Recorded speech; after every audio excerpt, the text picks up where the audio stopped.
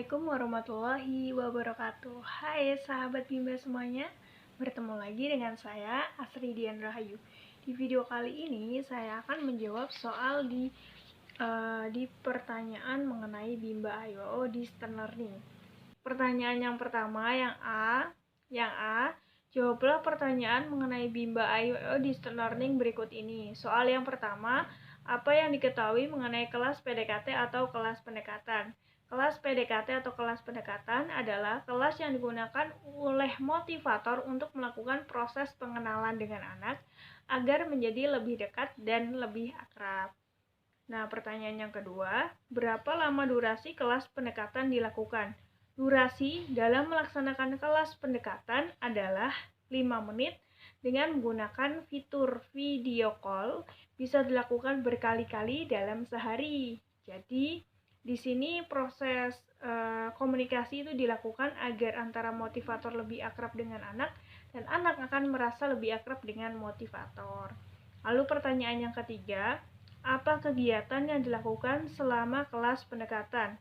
Kegiatan yang dilakukan adalah kegiatan berdialog umum tentang kesukaan anak.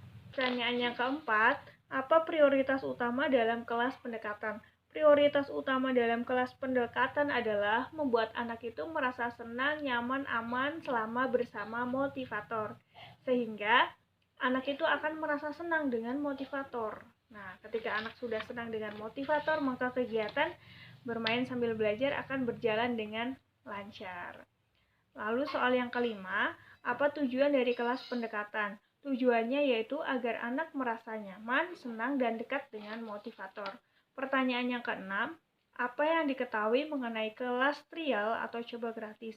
Kelas trial atau coba gratis adalah fasilitas yang diberikan oleh Bimba IOO untuk calon murid agar dapat mengikuti kegiatan bermain sambil belajar di kelas Bimba IOO secara gratis tanpa dipungut biaya apapun. Pertanyaan yang ketujuh, berapa lama durasi kelas trial dilakukan? Durasi kelas trial itu adalah selama 15 menit. Pertanyaan yang kedelapan, apa kegiatan yang dilakukan selama kelas trial? Kegiatan yang dilakukan adalah kegiatan berdialog umum, melakukan tepuk semangat, terus abis itu menyanyikan lagu Yel Bimba, kemudian dilanjutkan dengan berdoa sebelum belajar. Nah, setelah berdoa sebelum belajar, kemudian kita mengajak anak untuk berbahasa Bimba, memperdengarkan 4 HVK dan 4 HVS kepada anak, lalu ditutup dengan doa setelah belajar.